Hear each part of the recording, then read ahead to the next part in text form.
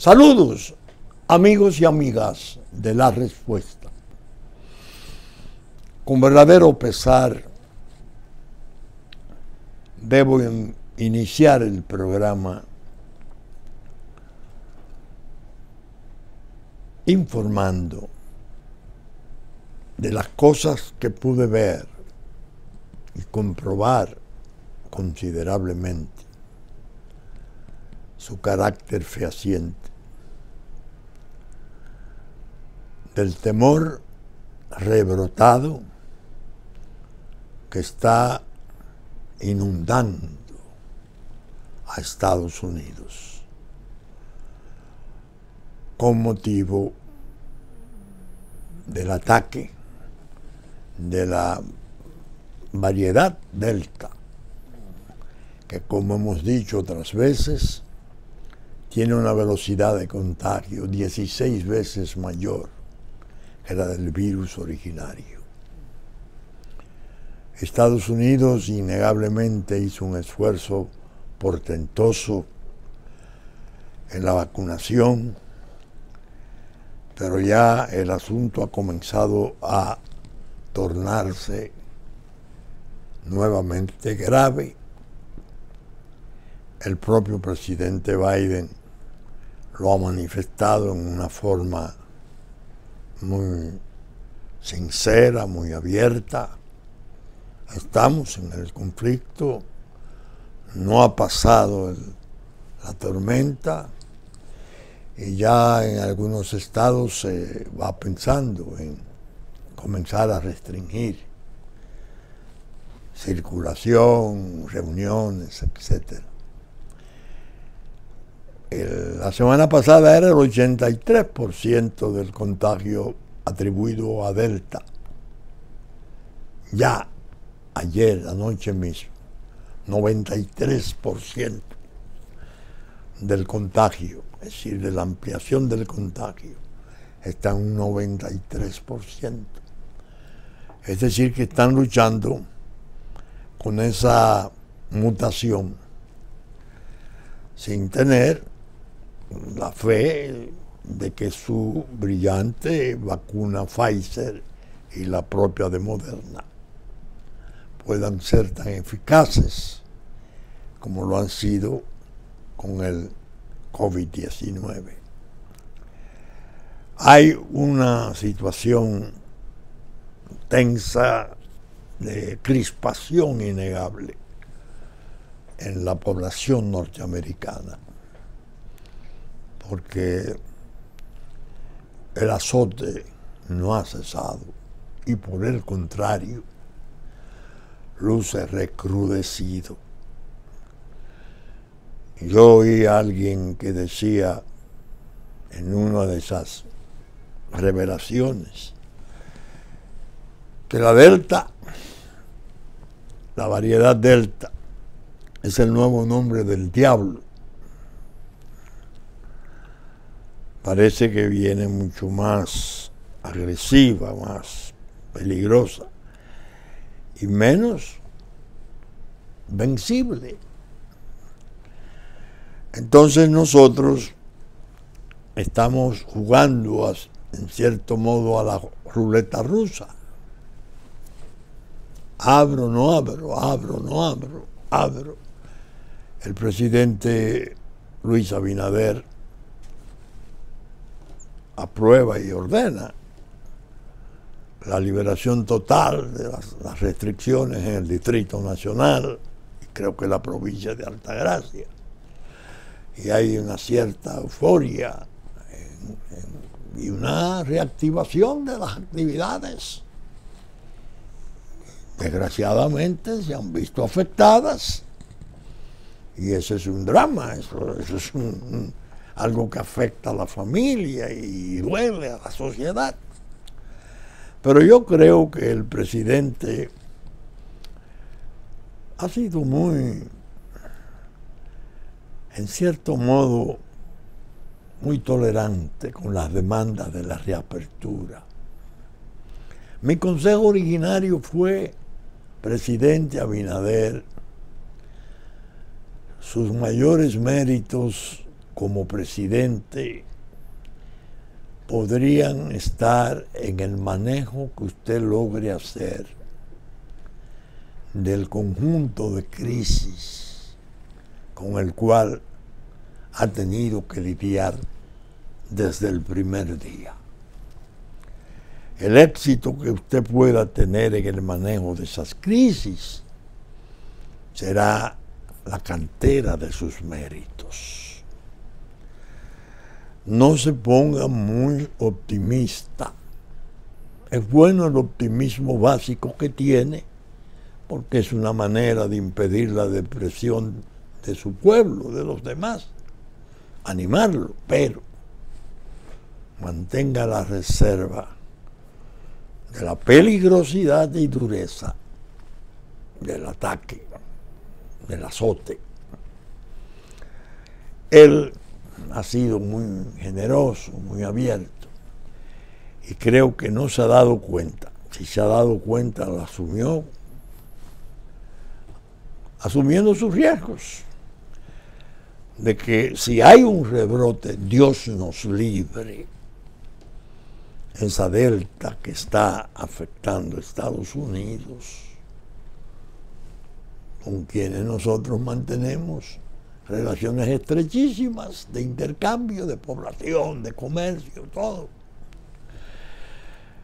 Entonces van a aparecer los sectores interesados en azuzar,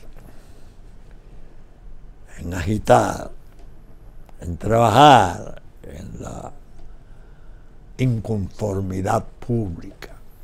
Y eso no es bueno, porque eso vendría a turbar la paz, la normalidad que en gran modo en su primer año, y ya estamos 8 días del año, el país ha conservado,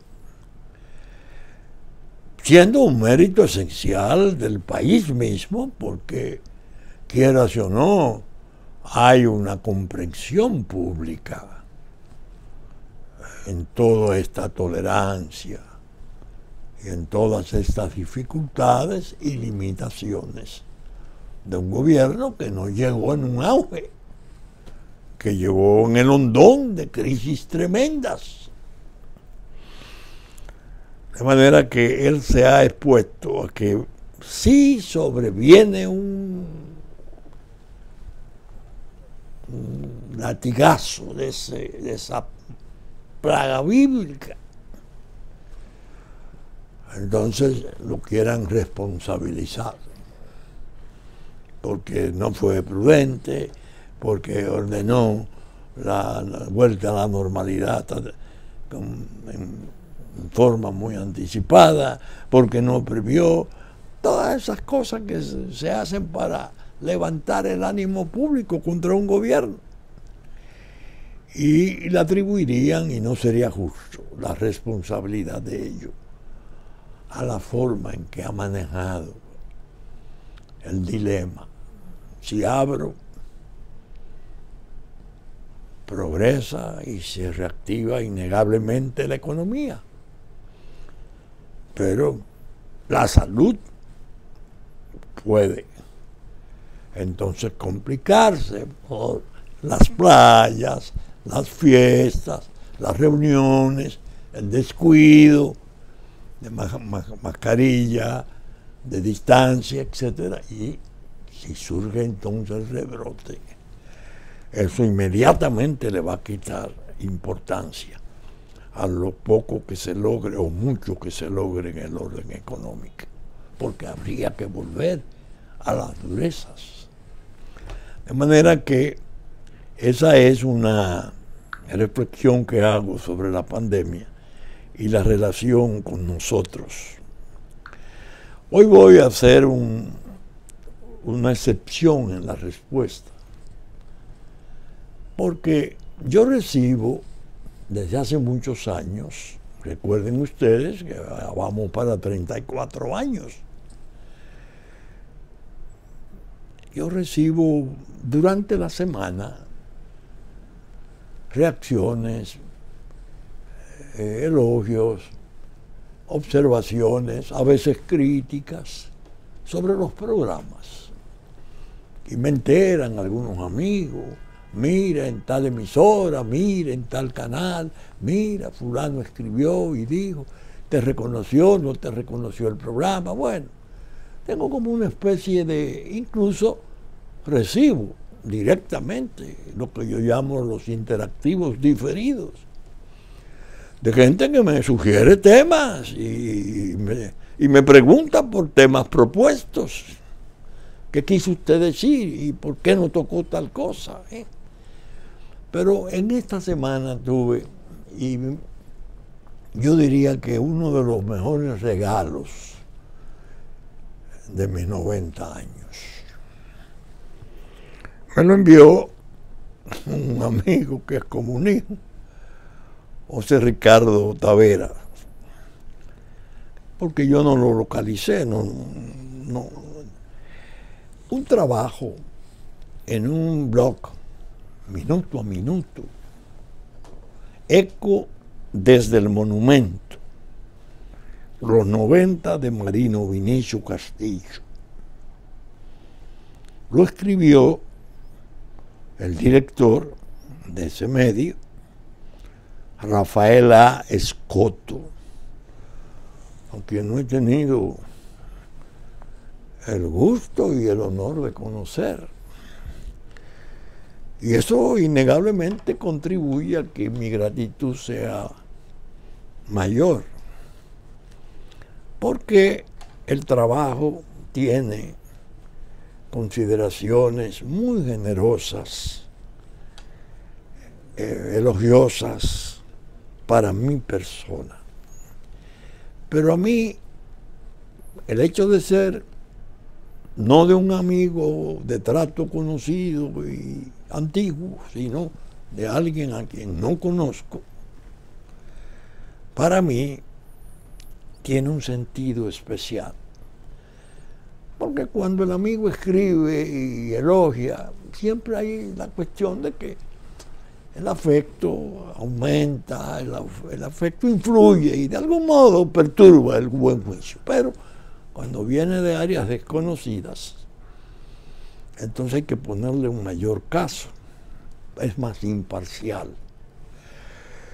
El trabajo que me dedicó Rafael A. Escoto, parece que él es abogado norteamericano, pero que dice abogado de los tribunales norteamericanos. Me impresionó. Es decir, agradezco los elogios y quizás los méritos que él me atribuye en forma muy generosa. Lo agradezco.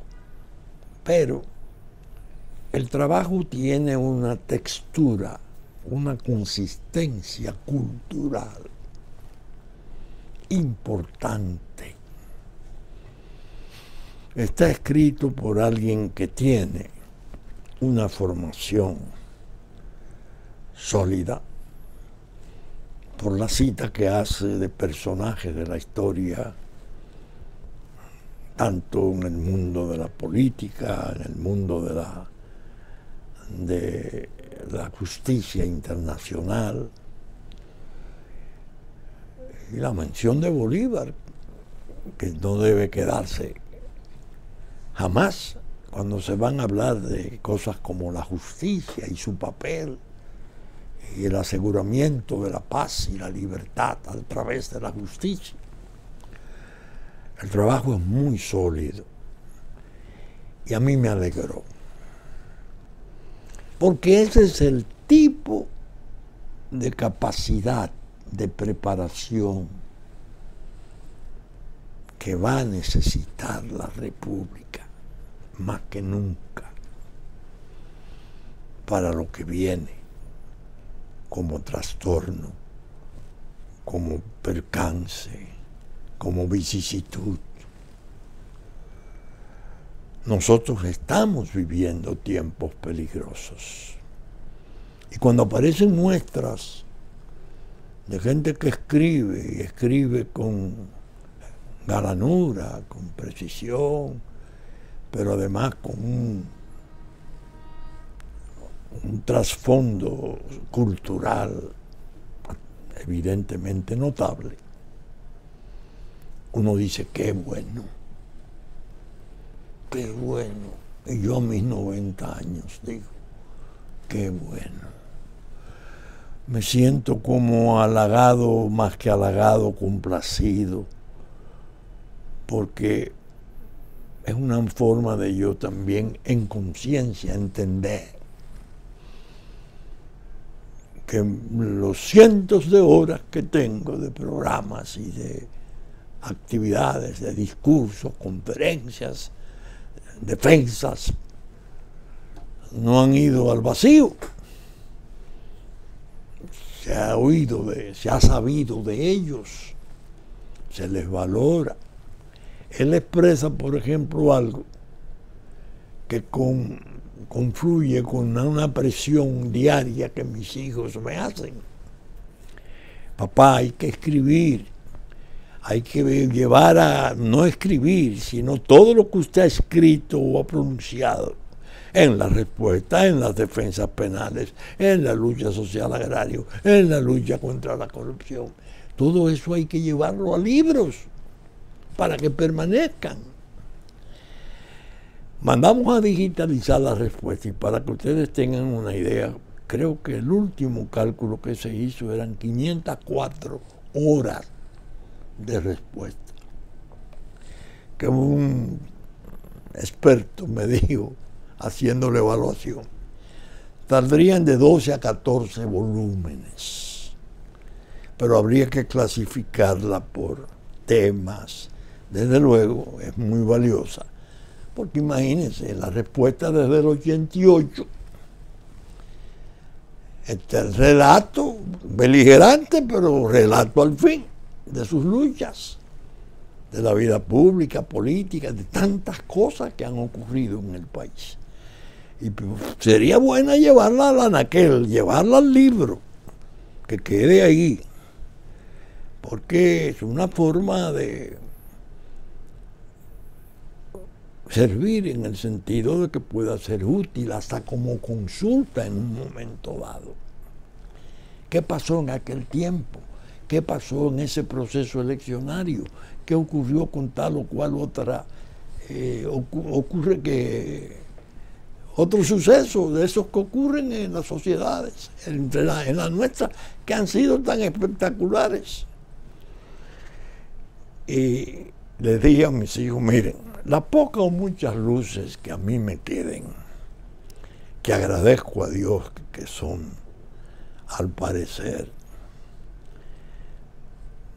bastante, por la buena memoria y la capacidad de razonar y de correlacionar los conocimientos y de organizarlos. Yo no la quiero usar para ese trabajo.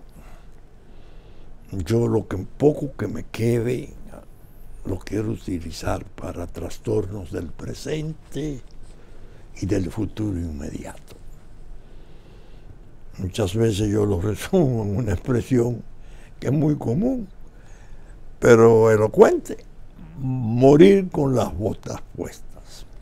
Ustedes, mis hijos y mis amigos de ustedes, encárguense, si es que realmente vale el aporte que yo he podido hacer sobre tantas cosas.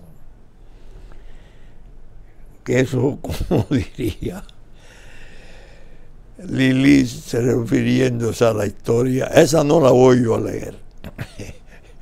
Yo no lo leería, pero tendría la satisfacción del día que me fuere, porque así se me vence el plazo del Señor, saber que ustedes van a hacer el trabajo. Pues bien, Rafael Escoto se lamenta de que eso no se haya hecho o se esté haciendo. Y es verdad. Yo seleccioné 8 o 10 procesos criminales importantes en los cuales yo he participado desde muy joven. Y ahí los documentos, están los expedientes, que fueron noticias nacionales importantes. Sería bueno llevarlo a libros. El campo de la demanda de justicia social agraria es infinito. La lucha contra la corrupción y la droga. Pero en los aspectos nacionales, que es donde yo quiero dedicar mis últimas luces, hay buenos trabajos. Estamos pensando iniciar, y esta sí la puedo yo, me puedo comprometer en desarrollarla porque me favorece el ocio de la pandemia. Quieras o no, esto es un confinamiento, esto es un arresto domiciliario, como yo digo muchas veces. En las preguntas que comenzaron en el 17, mi blog La Pregunta, ya hay alrededor de 450 o 500 páginas de libro. Y esos sí son temas palpitantes, pero hay muchos relativos a la cuestión nacional. A mí me agradó mucho leer el principio del trabajo del doctor Scott, cuando me puso: de la armonía impenetrable y sabia de ustedes, que ustedes logren establecer y sostener, dependerá el porvenir de nuestro pueblo. Marino Vinicio Castillo. Es parte, pienso, de una de las cartas o de uno de los trabajos de pregunta donde yo me he estado refiriendo a lo que hice en el 12, cuando en medio del júbilo, del triunfo electoral, cuando todo se entendía glorioso y para la alegría, y nadie saliera con observaciones pesimistas, yo escribí una carta en el 12 a Leonel Fernández saliente y a don Danilo Medina entrante. Después hubo 4 cartas más hasta el 2015. En la del 12 fue donde en forma más neta y categórica yo le hablaba del peligro de la división, de la necesidad de la unidad, cómo la República no podía ser expuesta por las riñas, los rencores, las pasiones de sus líderes, a una fragmentación de sus líneas de defensa. Y con Luis Abinader y Leonel Fernández ahora estoy, ya salió una pregunta sobre esto. Advertencias a perderse en una botella de naufragio. Hay 2 o 3 preguntas anteriores que tratan el tema. La unidad. Los 2 líderes fundamentales del país hoy, el de oposición, Leonel Fernández, no hay duda alguna. El de poder, el jefe del Estado, innegablemente, con el complejo de crisis recibido y la forma considerablemente correcta en que se ha comportado, ha desarrollado una aprobación de líder en lo que yo llamo el sorprendente presidente Abinader. Entonces yo les pido a los 2, júntense y en las decisiones mayores deliberen. Las líneas maestras de la política exterior nuestra ahora van a ser necesariamente sometidas a prueba. Necesitamos comprender que las presiones de geopolítica de hoy son considerablemente distintas y más complejas y graves que las precedentes, porque ya China está aquí y vino para quedarse, y de aquí poder emprender una parte de sus rutas hacia Latinoamérica.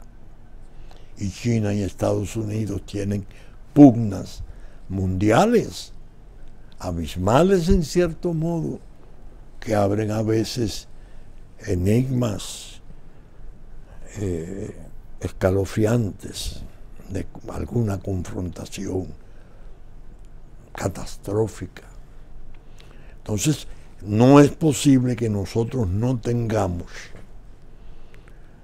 las líneas maestras fundamentales de nuestra política de conservación, no, más que de conservación, de rescate, de recuperación de todos los atributos de soberanía que fueron cedidos, que fueron desgraciadamente vendidos, porque el grupo de poder del gobierno pasado quería permanecer.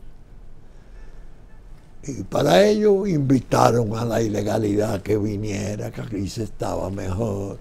Dejaron una invasión masiva, insidiosa, silente, que es un tipo de asilo territorial. Firmaron un anexo en una gran mentira pública, porque el anexo era más importante, es más importante y peligroso que el documento central en el llamado Tratado de Prechequeo, que está en el Constitucional, pendiente de ser decidido por la cuestión del anexo especialmente, que no es un anexo, fue una anexión del país al Estatuto de Refugiados de ACNUR, una manera de ir aboliendo al Estado Nacional.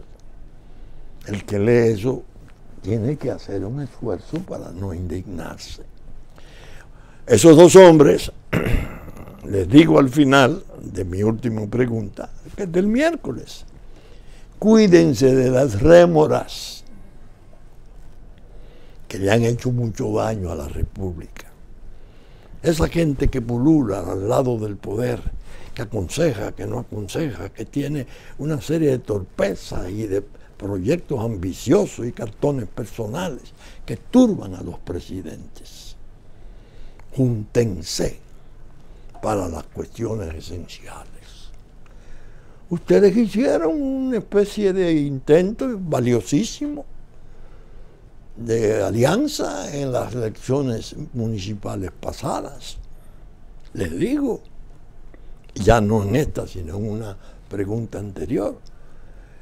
Y sirvió de mucho ese esfuerzo para impedir que se llegara a ser una realidad, una especie clara de satrapía que se estaba por montar como desgracia de la República.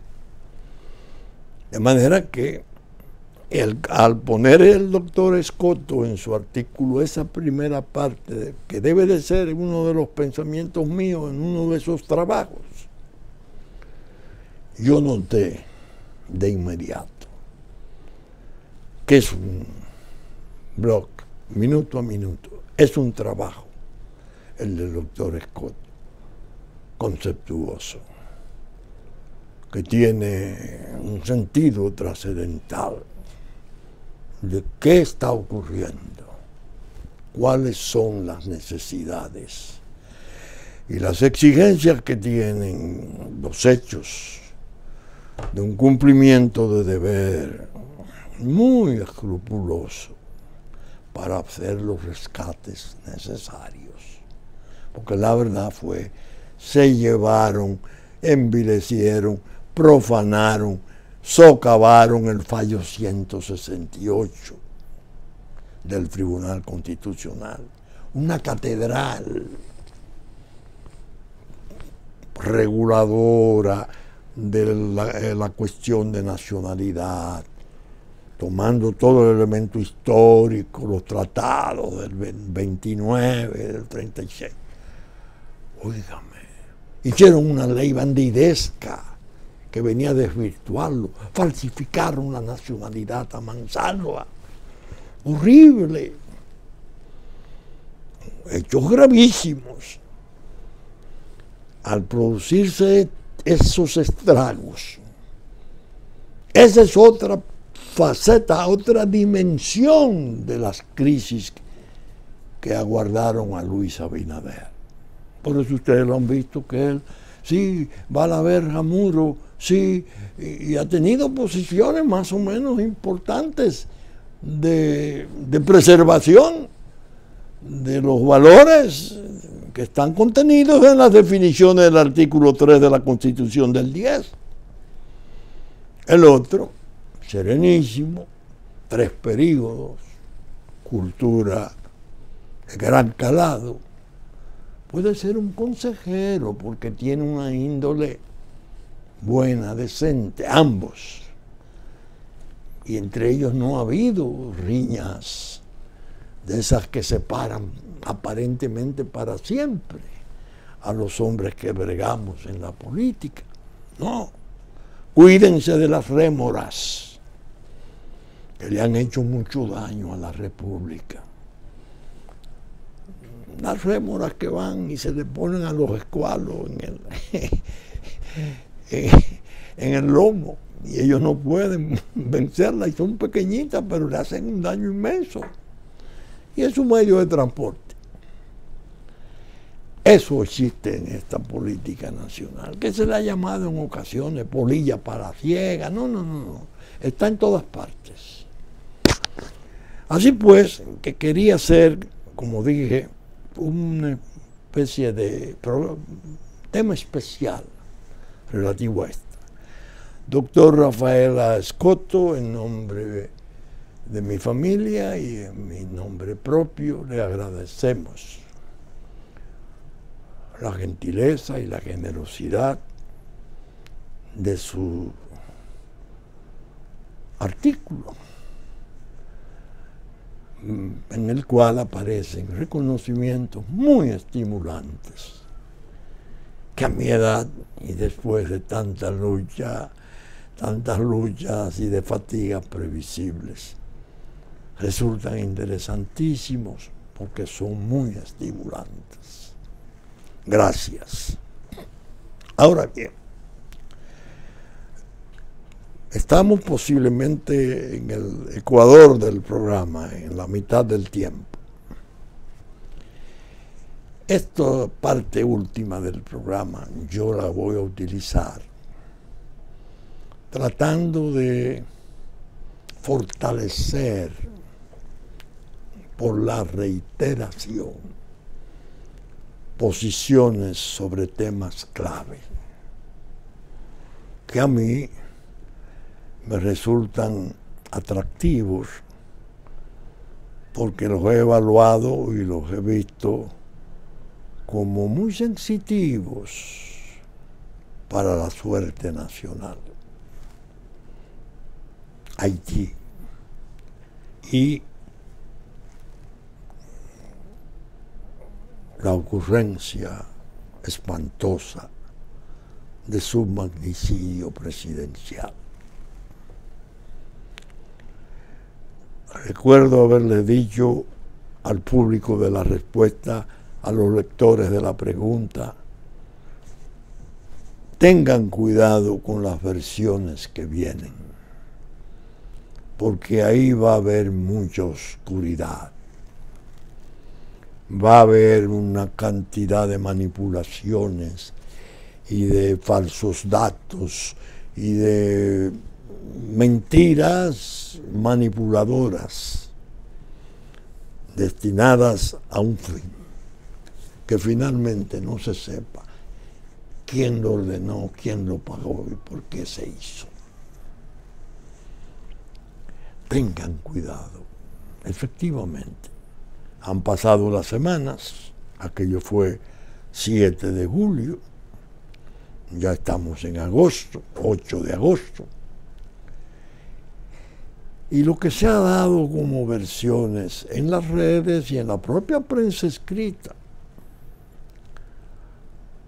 ha sido tan, diríamos, tan engañoso, porque a veces la primera dama, la dama que ideó el magnicidio, una juez del Tribunal Superior, esa es la de la idea.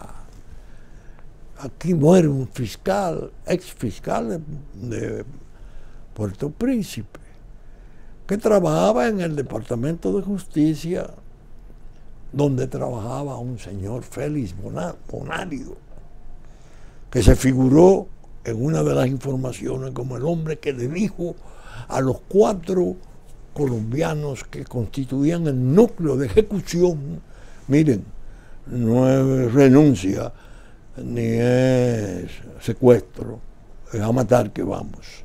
2 días antes, cuando destituyeron al señor Robert, el primer ministro. Bueno, y se van sembrando informaciones de que la idea es clara: van a dar 100 posibilidades, una especie de sofocación del entendimiento público. Bueno, ¿y a quién le creo?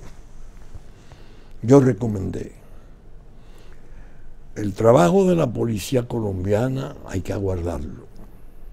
En la medida en que los haitianos consientan que ellos tengan acceso a la intimidad del caso, el informe que rindan en Colombia es de atender.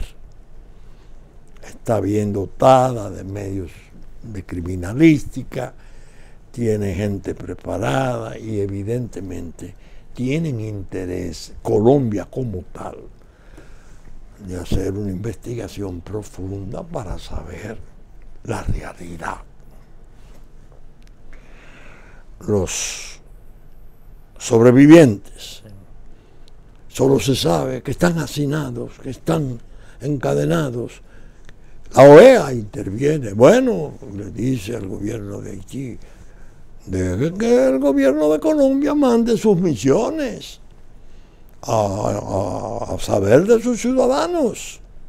No sé en qué va eso, pero para mí la hipótesis, más que la hipótesis, la moción que luce más convincente es la de los intereses del empresariado del sector eléctrico. Primero porque hay un discurso de la víctima, del occiso presidente, en el cual él pedía ayuda internacional para la seguridad de Haití, incluso afirmando que ni él mismo tenía seguridad. Y en ese discurso él señaló en una forma considerablemente directa esos intereses. Él se fue a Turquía el 1 de junio, es lo que se ha dicho, a una reunión de jefe de Estado, pero una reunión en Turquía presidida por Erdogan. Allí hace contacto con 2 empresas turcas importantes para fabricar 2 plantas grandes, una en Cabo Haitiano y otra en Haití, de generación eléctrica. Él le había dicho a los actuales detentadores de ese monopolio que ellos eran los que ponían los presidentes y le decían al sentarse: mire, usted aquí va a ser presidente mientras nosotros querramos. Que le pagaban a las turbas para que él tuviera estas dificultades para llegar de su casa a la casa de gobierno.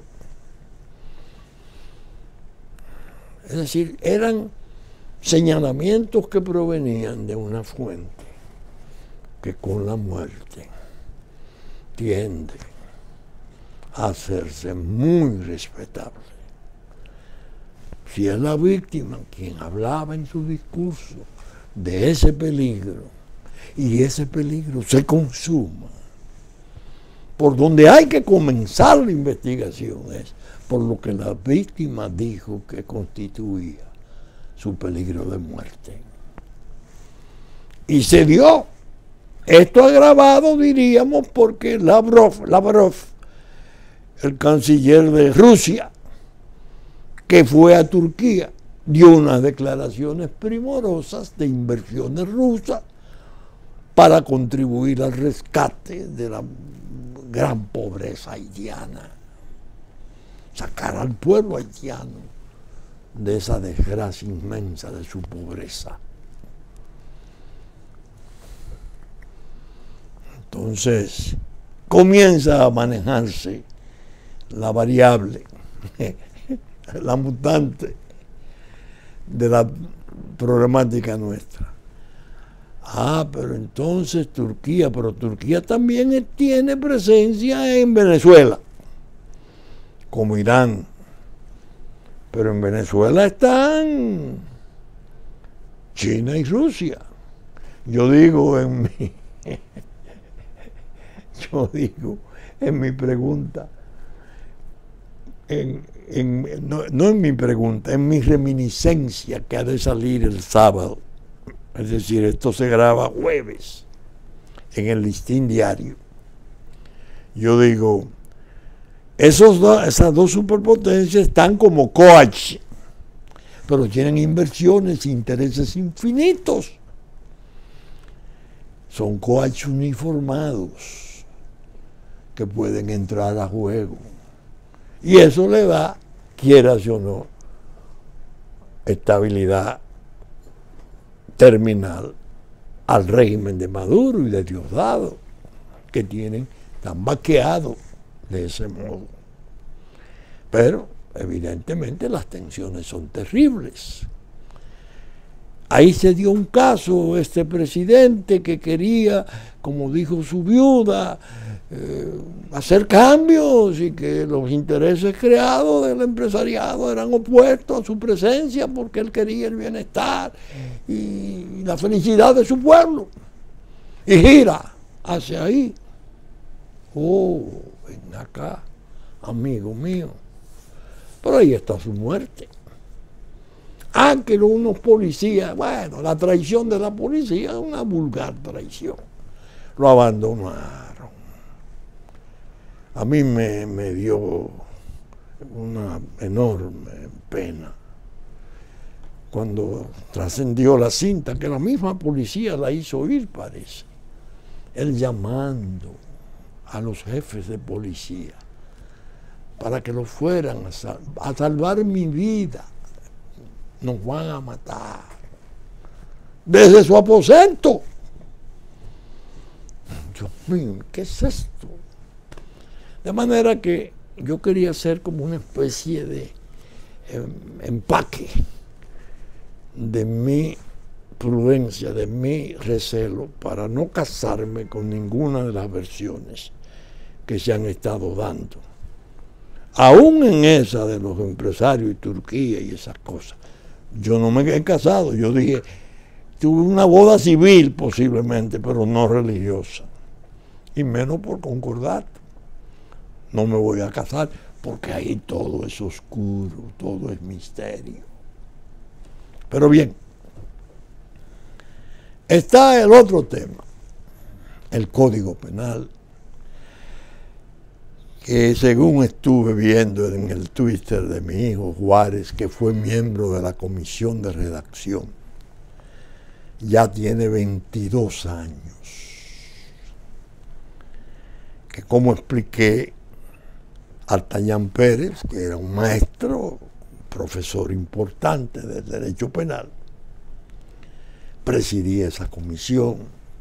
El método que usaron, tomaron el prodigio del Código Penal francés, que es brillantísimo, y lo fueron adecuando, pero toqué el verdadero temor a que ese código entre en vigencia.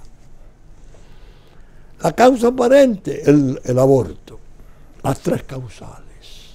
Y eso es una serie de progres que se llenan de luces ellos mismos, de avanzado, bueno, ante el mundo, porque hay gente que cree en la vida. Hay gente, como decía mi hijo Pellegrini en su Twitter, en Holanda o en Inglaterra condenaron a un sujeto por matar gatos a 5 años, pero en Holanda creo que fue.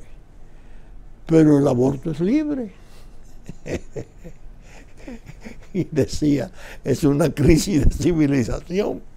Los gatos han tomado más valor que el ser humano concebido. Dios mío. No. Eso es parapeto, eso es pantalla, eso es agenda, eso es beneficios que no quiero calificar de momento, lo que está envuelto en esa corriente mundial del aborto como práctica abierta, tolerada y auspiciada más bien. No. Esos que defienden esa política de la legalización del aborto, aún en las 3 causales, saben mejor que nadie que en la República Dominicana, penosamente, vergonzosamente, hay que decirlo, en las últimas 3 décadas, quizás 4 décadas, se han privado de la posibilidad de vivir cerca de 1 millón de dominicanos concebidos por vía del aborto. Y no hay un caso en justicia,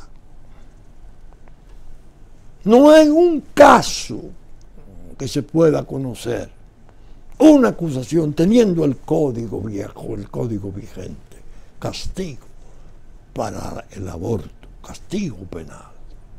Ellos lo saben, que aquí es casi una práctica libre, abierta.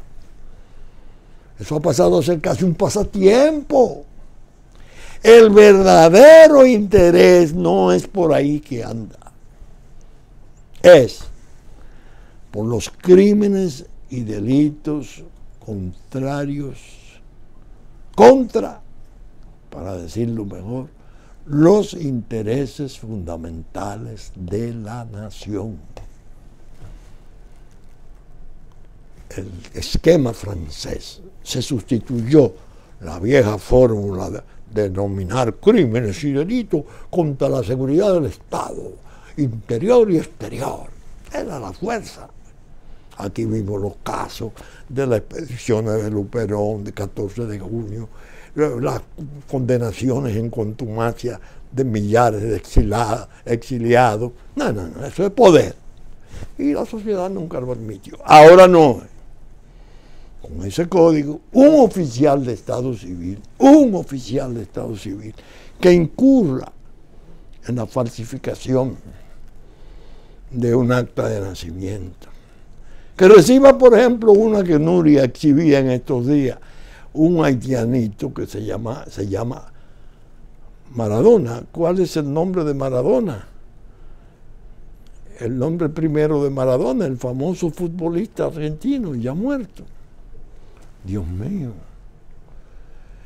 Una sola que falsifique lo puede llevar a condenaciones de 10 o más años. ¿Por qué? Porque la nacionalidad, porque las cuestiones del Estado civil, porque las cuestiones ya de violaciones territoriales, eso que hizo el gobierno de Medina, esas invitaciones que se hacían a la ilegalidad, a la ocupación ilegal, son atentados contra intereses fundamentales de la República, de la nación. Y esa sí tiene empatía con la población. esa sí no está afectada por el recelo y la sospecha de la arbitrariedad y el abuso del poder. Esa es de pura defensa de la patria. Entonces, ahora, ¿qué si se aplaza? ¿Qué no? No engaveten eso. Señores, estamos dando un espectáculo penoso. El crimen peor, el que se pueda cometer contra nacionalidad, territorio, soberanía, es el que está detrás de bloquear que ese código entre en vigencia. ¿Por qué? Porque los hechos son los mismos a los que existen. Lo que varía es la denominación, los telos, los fines, que en lugar de ser seguridad interior y exterior del Estado, que es odiosa, no, intereses fundamentales de la nación. Pero son básicamente los mismos hechos.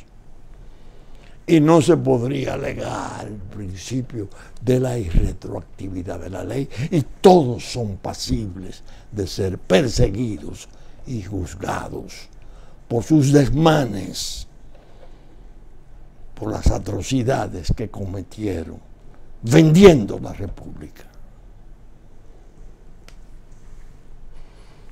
Bueno, ya llega el programa al final. Me han hecho señales de que el tiempo se ha agotado y vuelvo al principio. La pandemia está activa, se está tornando creciente y peligrosa, más que en sus manifestaciones del principio. Roguemos a Dios, a la divina providencia, porque proteja una vez más al pueblo nuestro. Saben ustedes, y al mundo, perdón, no quiero ser egoísta, pero estoy hablando de la ruleta rusa que hemos estado jugando entre normalidad y quebranto. Saben ustedes que estamos saliendo por Super Canal 3 del cable, 33 televisión abierta, YouTube, a las 11 de la mañana de domingo. A partir de las 11 de la mañana a las 12, Teleimpacto, canales 22 y 52 de Asta. 12 del mediodía, 9 de la noche de domingo. Y YouTube a partir de las 12 del mediodía de domingo. Esperamos estar con ustedes en una nueva entrega de La Respuesta el próximo fin de semana, que precisamente va a coincidir con el primer aniversario del gobierno de don Luis Abinader. Esperemos, aguardemos en Dios que no se nos compliquen las cosas más de lo que están. Muchas gracias y hasta entonces.